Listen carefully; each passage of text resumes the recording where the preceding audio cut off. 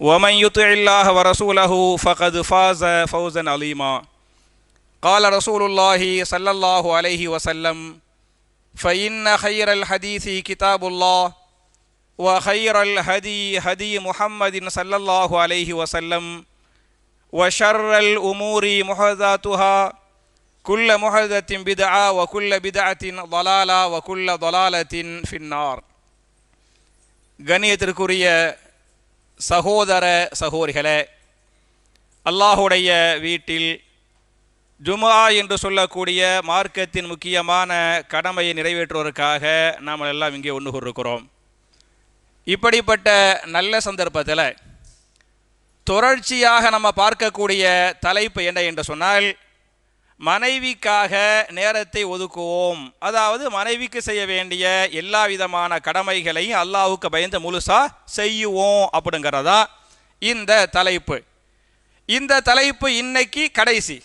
இன்ஷா அல்லாஹ் பிஇذنில்லாஹி தஆலா அடுத்த வாரம் மனைவி கணவனுக்கு செய்ய வேண்டிய கடமைகள் அப்படிங்கிறதும், அதை முடிச்சிட்டு பரஸ்பர கடமைகள் அப்படியும் இருக்குது. அதுகளை இன்ஷா அல்லாஹ், ஏன்னா குடும்பவியல் சரியா இருந்தாதான் நம்மெல்லாம் நிம்மதியா இருக்க முடியும், ஆரோக்கியமா இருக்க முடியும், ஒழுக்கமா இருக்க முடியும். அதுக்கெல்லாம் குடும்பவியல் சிறப்பு அமையணுங்கிறதுக்காக இந்த தலைப்பை நம்ம வச்சுக்கிறோம். என் அருமை சகோதரர்களே, தாய்மார்களே, நம்ம இதுக்கு முன்னால என்னென்னத்தை பார்த்துக்கிறோங்கிற செய்தியை ஒரு லிஸ்ட் போட்டு புதிய செய்திக்கு வந்துடுறேன். நம்ம 17 விஷயங்களை இதற்கு முன்னால் பார்த்துருக்கிறோம். முதல்ல மனைவிட்ட மென்மையா நடக்கணும் அப்படிங்கிறது முதல்ல பார்த்தோம். ரெண்டாவது, அவங்கள்ட்ட பேசுறதுக்கு நேரம் ஒதுக்கி மனவிட்டு என்ன செய்யணும், அவங்கள்ட்ட பேசணும் அப்படின்னு பார்த்தோம். மூணாவது, முடிந்த அளவுக்கு வீட்டு வேலைகள் என்ன செய்யணும், நம்மளால செஞ்சு கொடுக்கணும் அப்படிங்கிறத பார்த்தோம். நாலாவது, மாதவிலக்கு சமயத்தில் அவங்க மேல குறிப்பான கவனம் செலுத்தணும், குறிப்பான கடமைகளை செய்யணும், அவங்களுக்கு செய்யக்கூடிய பணிவிடைகள் இருக்கு பத்தியலா, அதை செய்யணும் அப்படிங்கிறத நம்ம நாலாவதா பார்த்தோம். அஞ்சாவது, மனைவிக்கு உணவை ஊட்டி விடுகிறோம் இல்லையா, அது கூட சதக்கா அப்படிங்கிறத நம்ம அஞ்சாவதா பார்த்தோம். ஆறாவதாக, மனைவியிடத்தில் பேசுகிற போது சிரித்த முகத்தோடு பேசணும் அப்படிங்கிறத பார்த்தோம். ஏழாவதாக, ஒரே ரூமில் எவ்வளோ வயசானாலும் 60 வயசாகலாம் 70 வயசாகலாம், கணவன் மனைவி ஒரே ரூமில் தங்கணும், ஒரே ரூமில் தூங்கணும் அப்படிங்கிறத நம்ம இதுக்கு முன்னால் பார்த்துருக்கிறோம். எட்டாவதாக, மனைவி மாற்று கருத்தை சொன்னால் அதை நம்ம கவனமாக கேட்கணும், ஏற்றுக்கிறோமோ இல்லையோ.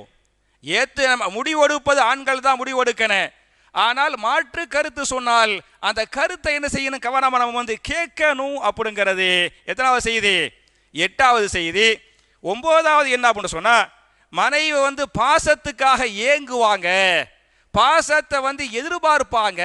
அதனால நமக்கு கண்டிப்பா அவங்க மேல பாசம் கண்டிப்பா இருக்கேன், அந்த பாசத்தை வெளிப்படுத்த வேண்டும்.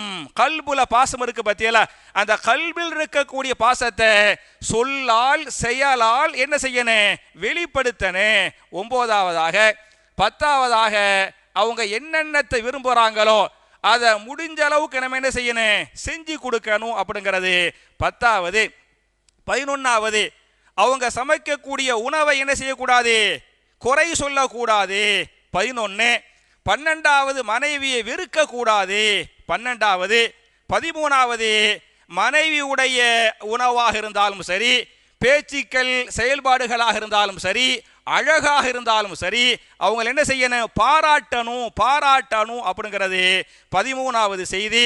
14வது செய்தி, மனைவி செய்யக்கூடிய சின்ன சின்ன குறைகளை மன்னிக்கணும். பிடிச்சிக்கிட்டு சின்ன விஷயத்தை பெருசாக்கி பிடிச்சிக்கிட்டு சண்டை பிடிக்காம பஞ்சாயத்து பண்ணாம என்ன செய்யணும், மனைவியை மன்னிச்சாத்தான் அல்லாஹ் என்ன செய்வான், நம்மளை மன்னிப்பான் அப்படிங்கிறதையெல்லாம் நம்ம ஏற்கனவே குர்ஆன் ஹதீஸுடைய ஆதாரத்தோடு நம்ம பார்த்துருக்கிறோம். 14வது. 15வது, மனைவிட்ட மஷூரா பண்ணணும், முடிவு நம்ம எடுக்கிறோம், மஷூரா என்ன செய்யணும், மனைவிட்ட பண்ணணும் அப்படிங்கிறத பார்த்துருக்கிறோம். 16வதாக, மனைவியை கண்ணியமாக நடத்த வேண்டும். அவங்களுக்குன்னு கண்ணியம் இருக்கிறது, அவங்க செய்யக்கூடிய தவறுகளை நாம் சுட்டி காட்ட வேண்டும் என்று சொன்னால் சபையில வச்சு நம்ம உம்மா நம்ம வாப்பா அண்ணன் தம்பி அக்கா தங்கச்சிகளுக்கு மத்தியில் அவர்களை கண்டிக்காமல் சுட்டி காட்டாமல் என்ன செய்யணும், தனிமையில் அறைக்குள் வைத்து ரூமுக்குள் வைத்து ஏமா நீ இப்படி பண்றது தப்பு, இப்படி பேசுனது தப்பு, இப்படி செஞ்சது தப்பு அப்படின்னு தனிமையில் சுட்டி காட்ட வேண்டுமே தவிர சபையில் வைத்து சுட்டி காட்டி கண்ணியத்தை என்ன செய்யக்கூடாது, கெடுத்துடக்கூடாது அப்படிங்கிறது 16வது செய்தி. 17வது மனைவியை அடிக்கக்கூடாது அப்படிங்கிற 17 செய்திகளை ஏறக்குறைய 3 வாரங்களாக இல்லையா 3 வாரங்களாக தகுந்த ஆயத்துகளோடு ஹதீஸுகளோடு நம்பர்களோடு நம்ம பார்த்துருக்கிறோம். இந்த 17 பார்த்துட்டோம். 20ஓடு இன்ஷா அல்லாஹ் நான் முடிச்சிடுறேன். 18வது என்ன அப்படின்னு சொன்னா, மனைவிக்கு செய்ய வேண்டிய பொருளாதார கடமைகளை நம்மால் முடிந்த அளவுக்கு செய்யணும். பொருளாதார உதவி என்பது பொருளாதார கடமை. உண்ணுவதற்கு உணவாக இருக்கலாம், உடுத்த துணியாக இருக்கலாம், இருப்பிடமாக இருக்கலாம், மருத்துவமாக இருக்கலாம். அவங்களுடைய பொருளாதார தேவைக்கு பத்தியலா பொருளாதார தேவையை பூர்த்தி செய்வது கணவன் மீது கட்டாயமான கடமை என்பதை நீங்கள் புரிந்து கொள்ள வேண்டும். எந்த அளவுக்கு குர்ஆன் பேசும் என்று சொன்னால், மனைவியுடைய அந்த நிக்காஹுடைய சமயத்திலேயே மகர் கண்டிப்பா கொடுத்துடணும். மகர் கொடுக்காம நிக்காக பண்ணலாமா? மனைவியை துர்றதுக்கு முன்னாலேயே என்ன பண்ணிக்கிறங்க, மகரை கொடுத்துருங்க. இதையெல்லாம் நான் சொல்லவில்லை, அல்லாஹ் ரப்புல் ஆலமீன் திருமறை குர்ஆனில் பேசுகிறான். திருமறை குர்ஆனில் சூரத்து நிசா என்று சொல்லக்கூடிய 4வது அத்தியாயத்தின் 4வது வசனத்தில் அல்லாஹ் பேசுகிறான், வாத்து நிசா சதுகாத்திஹின்ன நிஹ்லா, உங்களுடைய மனைவிமார்களுக்கு நீங்கள் மகர் என்ற அந்த மனக்கொடையை கொடுத்து விடுங்கள் என்று சொல்லிவிட்டு வெறுமனை கொடுங்கள், மகரை கொடுங்கள் என்று அல்லாஹ் பேசவில்லை. நிஹலத்தன், நிஹலா என்று சொன்னால் மனமுவந்து அன்பாக சந்தோஷமாக ஒரு கிஃப்ட் ஒருத்தர் கொடுக்கிறோமே, சந்தோஷமா கொடுக்கிறோமே, அது மாதிரி மனமுகந்து சந்தோஷமாக என்ன செய்து விடுங்கள், மனைவிக்கு நீங்கள் மகர் என்ற மனக்கொடையை கொடுங்கள் என்று மனைவியை தொடுவதற்கு முன்னால் நீங்கள் பொருளாதாரத்தை கொடுங்கள், மகரை நீங்கள் கொடுங்கள் என்று இந்த வசனம் பேசுகிறது. இன்னொரு வசனத்தில் அதே சூரத்து நிசா என்று சொல்லக்கூடிய 4வது அத்தியாயத்தின் 20வது வசனத்தில் நீங்க எவ்வளவுலாம் மகர் கொடுத்துக்கிறலாம் அந்த அளவுகோலை பற்றி அல்லாஹ் பேசுகிறான். வாத்தைத்தும் இஹ்தாஹுன்ன கின்தாரன் ஃபலா தஅஹுது மின்ஹு ஷைஆ, நீங்கள் பொற்குவியலையே மகராக கொடுக்கலாம். தங்க குவியல் மகர் என்பது 1000 ரூபாய் அல்ல, 1001 ரூபாய் அல்ல, 5000 ரூபாய் அல்ல. எதை கொடுத்துக்கிறலாம்? தங்க குவியலையே பொற்குவியலையே நீங்கள் மகராக கொடுக்கலாம். அப்படி கொடுப்பது கூட மார்க்கத்தில் கூடும் செல்லும் என்று அல்லாஹ் பேசுகிறானே. அப்படி கொடுத்து விட்டு சந்தோஷமா வாழணும், சந்தோஷமா இருக்கணும். ஒருவேளை சரியில்லை, அல்லாஹ்வுடைய நாட்டை 1-2 குடும்பத்தில் பிரிஞ்சிடறாங்கல்ல, தலாகிலாக்கு ஆயிருது பத்தியலா, அந்த மாதிரி ஆகக்கூடாது. விட்டு கொடுத்து சகிச்சு வாழணும். ஒருவேளை எவ்வளவுதான் பேசி எவ்வளவோ நல்லடந்து என்ன பண்ணாலும் சரி வரலேங்கிற பட்சத்தில் தலாக்கு தான் கடைசி வழி என்று வருகிற போது அப்போ கூட என்ன செய்யக்கூடாது, நீங்கள் பொறுக்குவியலை மகராக கொடுத்தாலே அந்த தலாக்குடைய சொல்லக்கூடாது. நிர்பந்தத்தில் சொல்றாங்கல்ல, அப்படி சொன்னாலும் கூட அந்த கொடுத்த மகரை நீங்கள் என்ன செய்யக்கூடாது, வாங்கக்கூடாது. நான் பேசவில்லை, அல்லாஹ் ரப்புல் ஆலமீன் பேசுகிறான்.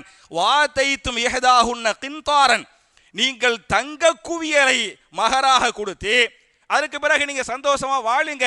ஒருவேளை வாழ்க்கை துணை பிடிக்கல, பிரச்சனை, சண்டைக்கு மேல சண்டை, இதுக்கு மேல ஒத்து வராது என்ற கடைசி சமயத்தில் தலாக்கு சொல்ல வேண்டிய நிர்பந்தம் ஏற்பட்டு விட்டால் ஃபலா தஅஹுது மின்ஹு ஷைஆ, அவர்களிடமிருந்து கொடுத்த மகர் தொகையில் எதையும் நீங்கள் திருப்பி கேட்கக்கூடாது, திருப்பி வாங்கக்கூடாது என்று அல்லாஹ் பேசுகிறானே. அப்ப பொற்குவியலைய மகராக கொடுக்கலான்னு சொன்னா அந்த அளவுக்கு நீங்க என்ன செய்யணும், உங்களுக்கு உதவி செய்யணுங்கிறதுக்கு இந்த ஆயத்து அழகான ஆதாரம். என் அருமை சகோதரர்களே, என் அருமை தாய்மார்களே, ரசூலுல்லாஹ்வுடைய காலத்துல சஹாபாக்கள் மகரை எந்த அளவுக்கு கொடுத்தாங்கிறதுக்கு ஒரு ஹதீஸ் அழகான ஆதாரம். இமாம் புகாரி 5273வது ஹதீஸாக இந்த ஹதீஸை பதிவு பண்றாங்க. ஒரு சஹாபி, ஒரு சஹாபிய பெண்மணி, கணவன் மனைவி. கணவன் பேர் சாபித் பின் கைஸ் ரலியல்லாஹ். சாபித் கணவன் பேர் என்ன? சாபித் பின் கைஸ், கைஸுடைய மகன் சாபித் ரலியல்லாஹு அன்ஹு. மனைவியுடைய பேர் ஜமீலா பின்த் அப்துல்லா, அப்துல்லாவுடைய மகள் ஜமீலா ரலியல்லாஹு அன்ஹா நிக்காஹ் பண்ணப்படுகிறது. இவங்க சந்தோஷமா இருக்கிறாங்க. ஏதோ இவங்களுடைய மனைவிக்கு ஜமீலா ரலியல்லாஹு அன்ஹா அவர்களுக்கு சாபித்தை பிடிக்கவில்லை. சாபித் ரலியல்லாஹு அன்ஹு மிகச்சிறந்த ஒரு சஹாபி, மிக இறையச்சமுள்ள சஹாபி, மிக அதிகமாக தர்மம் செய்யக்கூடிய சஹாபி, மிக நற்குணத்தின் சொந்தக்காரராக இருக்கக்கூடிய இந்த சாபித் பின் கைஸ் ரலியல்லாஹு அன்ஹு அல்லாஹ்வுடைய நாட்டம் அவங்களுடைய அழகு குறைவாக இருக்கும். பெரிய அளவுக்கு அழகா இல்லையா, அந்த ஒரு ஈர்ப்பு என்ன செய்யாது, அழகு உடம்பு அழகுல உள்ளம் அழகா இருக்கேன், பேச்சு அழகா இருக்கேன், செயல் அழகா இருக்கேன், தோற்றம் பெரிய அளவுக்கு அழகாக இல்லை. ஜமீலா ரலியல்லாஹு அன்ஹா அவர்களும் மிகச்சிறந்த பெண்மணி, அழகான பெண்மணி. தாம்பத்திய விஷயத்துல, இந்த அழகு விஷயத்துல ஜமீலா ரலியல்லாஹு அன்ஹாவுக்கு கணவனை சரியா பிடிக்கல, அந்த ஈர்ப்பு அவங்களுக்கு பத்தல. அதனால ஜமீலா ரலியல்லாஹு அன்ஹா நேரா ரசூலுல்லாஹ்ட்ட போறாங்க. சொல்றாங்க, யா ரசூலல்லாஹ், மா அஅதுபு அலைஹி மின் ஹுலுகின் வலா தீனின்.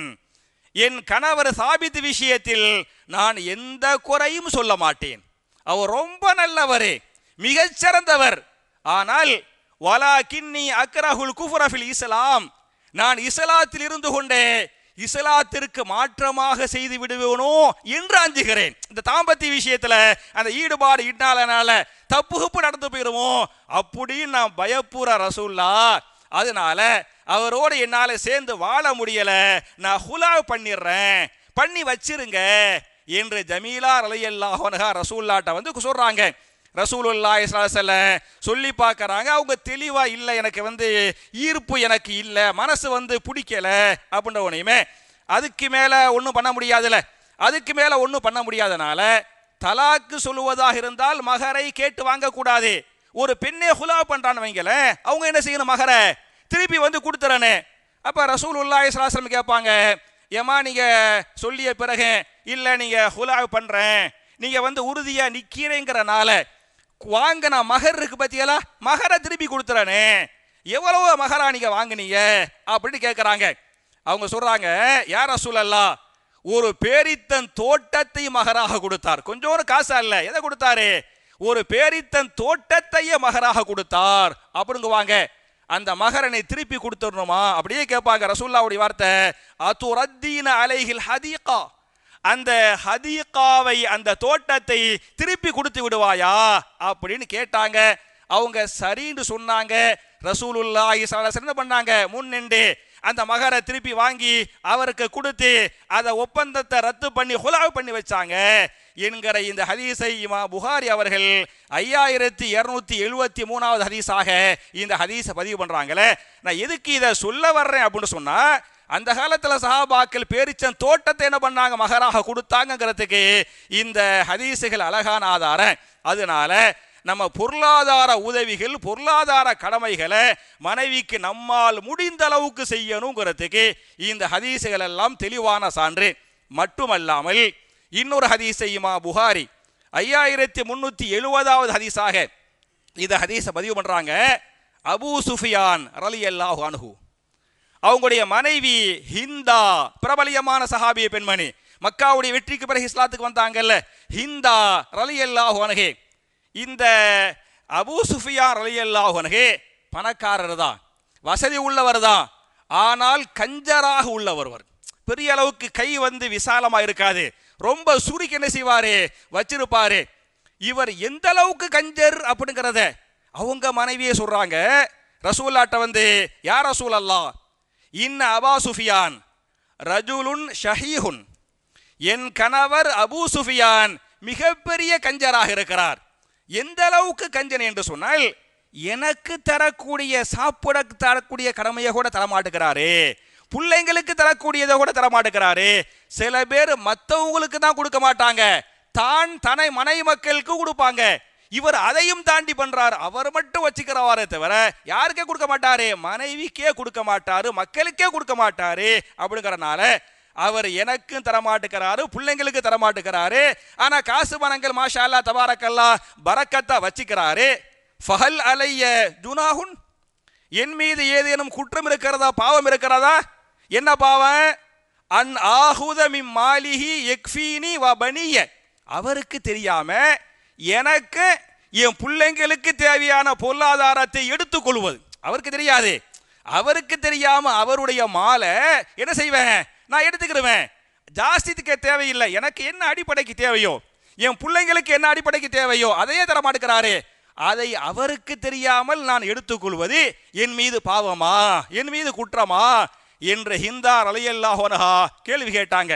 ரசூலுல்லாஹி ஸல்லல்லாஹு அலைஹி வஸல்லம் பதில் சொன்னாங்க, ஹுதி பில் மஅரூஃப், தேவையானதை நீ எடுத்துக்கொள். அவருடைய பொருளிலிருந்து அவ்வளவு கஞ்சராக இருந்தால் நீ தேவையானதை எடுத்துக்கொள்வது அது திருடு அல்ல, அது குற்றம் அல்ல, பாவம் அல்ல, கூடும் என்று சொன்ன இந்த ஹதீஸை இமாம் புகாரி பதிவு பண்ணிருக்கிறாங்களே.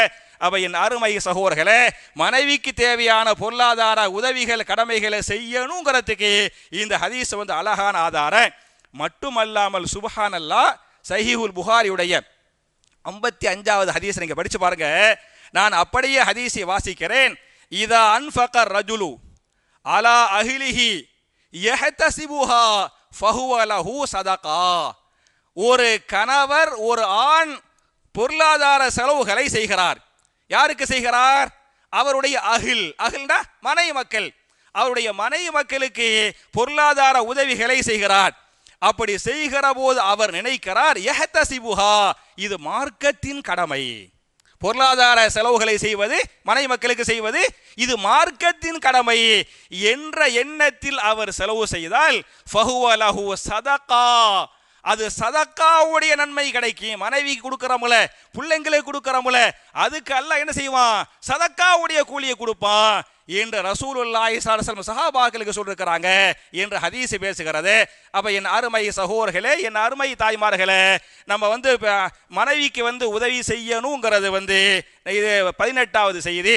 19வது செய்தி என்ன அப்படின்னு சொன்னா, மனைவி செய்யக்கூடிய தவறுகள் குற்றங்களாக இருந்தால் அந்த தவறுகளை சுட்டி காட்டணும். அதுக்காக அவங்க என்ன செஞ்சாலும் சரின்னு பின்னால போகக்கூடாது. என்ன செய்யணும், தப்பு பண்றாங்களா, ஷரியத்துக்கு மாத்தமா பண்றாங்களா, தேவையில்லாத இங்கே போய் ஃபித்னா பண்றது, அங்கே போய் ஃபசாது பண்றது, இவங்க விஷயத்தில் மூக்கை நுழைப்பது, அவர்கள் விஷயத்தில் தலையிடுவது, அந்த மாதிரி ஃபித்னா ஃபசாது பண்றாங்கல்ல, உட்கார்ந்து டிவி பார்த்துக்கிட்டு இருக்கிறது, தொழுவாம இருக்கிறது, வெளியே போகும்போது ஹிஜாபு போடாம இருக்கிறது, அவ ஷரியத்துக்கு மாத்தமா இருக்கிறாங்கல்ல, மார்க்கத்துக்கு மாத்தமா இருக்கிறாங்கல்ல, அவங்கள்ட்ட அலி அக்பர் மனைவிட்ட சாஃப்டா போக சொன்னாரு. சாஃப்டா அப்படிலாம் கிடையாது, புரிஞ்சா? அப்ப என்ன ஷரியத்துக்கு வெளியே போறாங்களா, அப்ப என்ன செய்யணும், தப்பு, இப்படிதான் செய்யணும், இதான் மார்க்கம். மனைவியா அல்லாவா, மனைவியா ரசூலுல்லாவா என்று வருகிற போது யாரா, அல்லாஹ்தான், அல்லாஹ்வுடைய ரசூலு தான் என்பதை நீங்கள் புரிந்து கொள்ள வேண்டும். எனவே மனைவி விஷயத்தில் அவர்களை கண்காணிப்பது, நரகத்தை விட்டும் காப்பாற்றுவது, மனைவியை சொர்க்கத்திற்கு காசு பணம் கொடுக்கிறது மட்டும் இல்ல, சோறு கொடுக்கிறது மட்டுமல்ல, சொர்க்கத்திற்கு அழைத்து செல்வது யாருடைய கடமை, கணவனின் கடமை. இதை நான் சொல்லவில்லை, திருமறை குர்ஆனில் சூரத்து தஹரீம் என்று சொல்லக்கூடிய 66வது அத்தியாயத்தின் 6வது வசனத்தில் அல்லாஹ் பேசுகிறான், யா அய்யுஹல்லதீன ஆமனு கூ அன்ஃபுஸக்கும் வ அஹ்லீக்கும் நாரா, ஈமான் கொண்டவர்களே நீங்கள் நரகத்தை விட்டும் காப்பாற்றிக் கொள்ளுங்கள். யாரை காப்பாற்றிக் கொள்ளுங்கள், அன்ஃபுஸக்கும், உங்களை நரகத்தை விட்டும் காப்பாற்றிக் கொள்ளுங்கள், பாதுகாத்துக் கொள்ளுங்கள். உங்களை மாத்திரம் அல்ல, வ அஹ்லீக்கும், உங்களுடைய மனைவியையும் உங்களுடைய பிள்ளைகளையும் நரகத்தை விட்டும் காப்பாற்றுவது யாருடைய கடமை, ஆணின் கடமையாக, கணவனின் கடமையாக இருக்கிறது என்று அல்லாஹ் பேசுகிறானே. அப்ப மனைவி ஃபித்னா பண்றாங்க, ஃபசாது பண்றாங்க, மார்க்கத்தை விட்டு வெளியே போறாங்க, ஷரியத்தை விட்டு வெளியே போறாங்க என்று சொன்னால் சாட்டையை எடுப்பது அப்ப கடமை, இது தப்பு, இப்படித்தான் இருக்கணும். அப்ப நீங்க சாஃப்டா போய் அப்ப என்ன செய்யக்கூடாது, மென்மை நடக்கக்கூடாது என்பதை நீங்கள் புரிந்து கொள்ள வேண்டும். இன்னொரு வசனத்தில் சூரத்து தாஹா என்று சொல்லக்கூடிய 20வது அத்தியாயத்தின் 132வது வசனத்தில் அல்லாஹ் பேசுகிறான், வஅமுர் அஹ்லக பிஸ்ஸலாஹ், நபியே உங்களுடைய மனைவி மக்களுக்கு தொழுகையை கொண்டு நீங்கள் கட்டளை இடுங்கள். நீங்க தொழுதா மட்டும் பத்தாது, மனைவி தொழுகிறாங்களா, பிள்ளைங்க தொழுகிறாங்களா, என்ன செய்யணும், பார்க்கணும், செக் பண்ணணும். அவங்களை என்ன செய்யணும், எழுத்து விட்டு தொழுவுங்க, தொழுக கடமை அப்படின்னு தொழுவ வையுங்க. நான் சொல்லல, சொல்றது யாரு, நீங்க மட்டும் தொழுவுங்கன்னு அல்லாஹ் சொல்லல. வஅமுர் அஹ்லக பிஸ்ஸலாஹ், உங்களுடைய மனைவி மக்களை தொழுக வைப்பது உங்கள் மீது கடமையாக இருக்கிறது, அல்லாஹ்வுடைய கட்டளையாக இருக்கிறது. அதே மாதிரி சூரத்துல் ஷுஆரா என்று சொல்லக்கூடிய 26வது அத்தியாயத்தின் 214வது வசனத்தில் அல்லாஹ் பேசுகிறான், வன்திர் அஷீரத்தக்கல் அக்ரபீன், யார் உங்களுக்கு மிக நெருக்கமான சொந்தக்காரர்களோ அவர்களை நீங்கள் அச்சமூட்டி எச்சரிக்கை செய்யுங்கள் அப்படின்னு அல்லாஹ் சொல்றானே.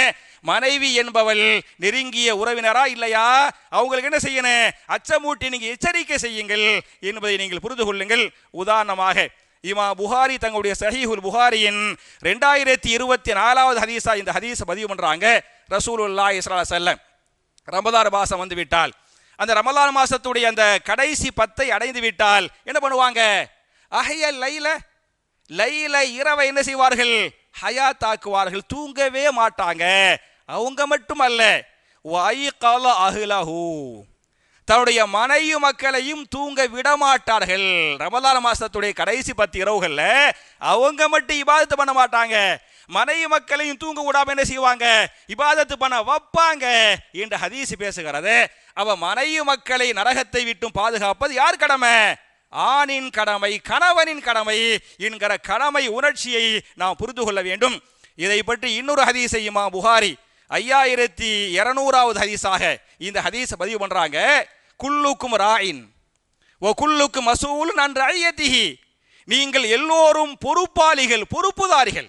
புரிஞ்சா? பொறுப்புகளை பற்றி நீங்கள் எல்லோரும் மறுமை நாளில் விசாரிக்கப்படுவீர்கள் என்று சொல்லிவிட்டு, வர்ரஜுலு ராயின் அலா அஹ்லி பைத்திஹி, ஒரு ஆண் நாளை மறுமையில் விசாரிக்கப்படுவான். யாரை யாரை பற்றி எல்லாம் விசாரிக்கப்படுவான்? அவருடைய அஹ்ல் பைத், அஹ்ல்னா மனைவி மக்கள், அவருடைய மனைவியை பற்றியும் அவருடைய பிள்ளைகளை பற்றியும் நாளை மறுமையில் ஒரு ஆண் விசாரிக்கப்படுவான் என்று அல் ரசூலுல்லாஹ் சொல்றாங்களே. அப்ப என் அருமை சகோதரர்களே, நம்முடைய மனைவி மக்கள் கரெக்டா இருக்கிறாங்களா, ஷரியத்துக்கு உட்பட்டு இருக்கிறாங்களா என்று கண்காணிப்பது, நரகத்தை விட்டும் காப்பாற்றுவது, சொர்க்கத்திற்கு அழைத்து செல்வது யாருடைய கடமை? கணவனின் கடமை என்பதை நீங்கள் புரிந்து கொள்ள வேண்டும். எத்தனாவது கடமை இது செய்து? 19வது. சரியா? 20வது நான் கடைசியா நான் சொல்லி முடிச்சிடுறேன். 20வது என்ன அப்படின்னு சொன்னா, இதை இமாம் முஸ்லிம் 2334வது ஹதீஸாக இந்த ஹதீஸை பதிவு பண்றாங்க. மனைவி எப்படிப்பட்டவள் என்று சொன்னால், மனைவி என்பவள் அல்லாஹ்வுடைய அமானிதம். மனைவி யாரே? அல்லாஹ்வுடைய அமானிதம். மனைவி என்பவள் அல்லாஹ்வுடைய அமானிதம். அமானத்துனா என்ன? ஒரு பொருளை உங்கள்கிட்ட நான் அமானிதமா தர்றேன், புரிஞ்சா? ஒரு 1000 ரூபாவை அமானிதமா தர்றேன். தந்துபுட்டு நாளைக்கு கேட்டாலோ, மறுநாள் கேட்டாலோ, அடுத்த மாசம் கேட்டாலோ, அடுத்த வாரம் கேட்டாலோ கரெக்டா கேட்டா கொடுக்கணுமா இல்லையா? பணத்தை கொடுத்தாலும் சரி, பொருளை கொடுத்தாலும் சரி, அடுத்தவங்கள்ட்ட வாங்கி இது அடுத்தவங்க பொருளா, இது அமானிதமான பொருளா, அந்த அமானிதத்தை பாதுகாக்க வேண்டுமா இல்லையா? அமானிதத்தை ஒருவர் பாதுகாக்கவில்லை என்று சொன்னால், அந்த அமானித மோசடி செய்து விட்டால் அவர் பெரிய பாவியா இல்லையா? முனாஃபிகா இல்லையா? நரகத்தின் அடித்தளத்தில் தள்ளப்படுவாரா இல்லையா? மனுஷன் கொடுத்த அமானிதத்தை பாதுகாப்பதே கடமை, அதை மோசடி பண்ணுவது பெரும் பாவம் என்று சொன்னால், மனைவி என்பவள் ரசூலுல்லாஹ் சொல்றாங்க, ஃபைன்னக்கும் அஹதுதுமூஹுன்ன பி அமானில்லாஹ், உங்களுடைய மனைவிமார்கள் உங்களுக்கு அல்லாஹ் தந்த அமானிதம். மனைவி, இப்ப என் மனைவி எனக்கு அல்லாஹ் கொடுத்த அமானிதம், உங்க மனைவி உங்களுக்கு அல்லாஹ் கொடுத்த அமானிதம். அப்ப அல்லாஹ்வுடைய அமானிதம், மனுஷ அமானிதத்தையே பாதுகாக்கணும். மோசடி செஞ்சா பெரிய பாவம் அப்படின்னு சொன்னா, அல்லாஹ்வுடைய அமானிதத்தை கண்டிப்பா என்ன செய்யணும்? பாதுகாக்கணும். அல்லாஹ்வுடைய அமானிதத்தில் மோசம் பண்ணிடக்கூடாது என்பதை அப்ப நம்ம மனைவியை பார்க்கும்போது நினைக்கிறேன், இவங்க மனைவி என்பவள் அல்லாஹ்வுடைய அமானிதம், அல்லாஹ்வுடைய அமானிதம், அல்லாஹ்வுடைய அமானத்தை பாதுகாக்கணும் என்ற எண்ணம் இருந்தால் அல்லாஹ்வுக்கு பயந்து மனைவி விஷயத்தில் கரெக்டா இருப்போமா இல்லையா? அப்ப என் அருமை சகோதரர்களே, தாய்மார்களே, இந்த 20 விஷயங்களையும் அல்லாஹ்வுக்கு பயந்து இன்ஷா அல்லாஹ் நம்ம அவங்களுக்கு செய்யணும். அது மாதிரி அவங்க மனைவி நமக்கு செய்யக்கூடிய கடமை என்னங்கிறது இன்ஷா அல்லாஹ் நான் உங்களுக்கு அடுத்த வாரம் சொல்றேன்.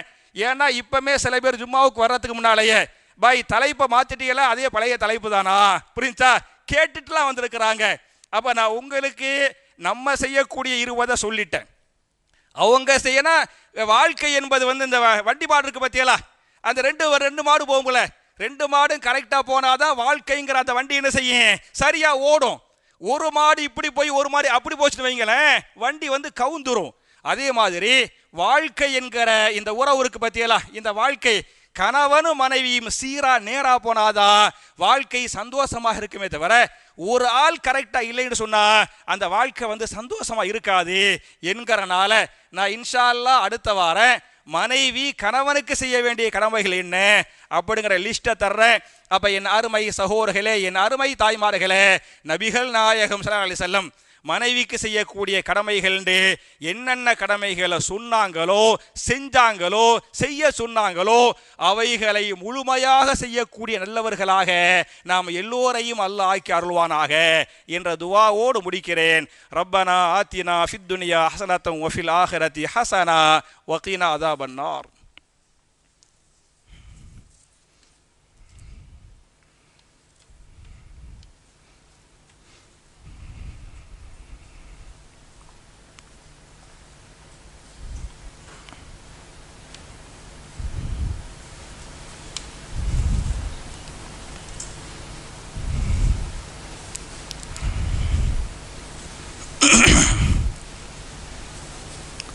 إن الحمد لله اللهم صل على محمد وعلى آل محمد كما صليت على إبراهيم وعلى آل إبراهيم إنك حميد مجيد اللهم بارك على محمد وعلى آل محمد كما باركت على إبراهيم وعلى آل إبراهيم إنك حميد مجيد.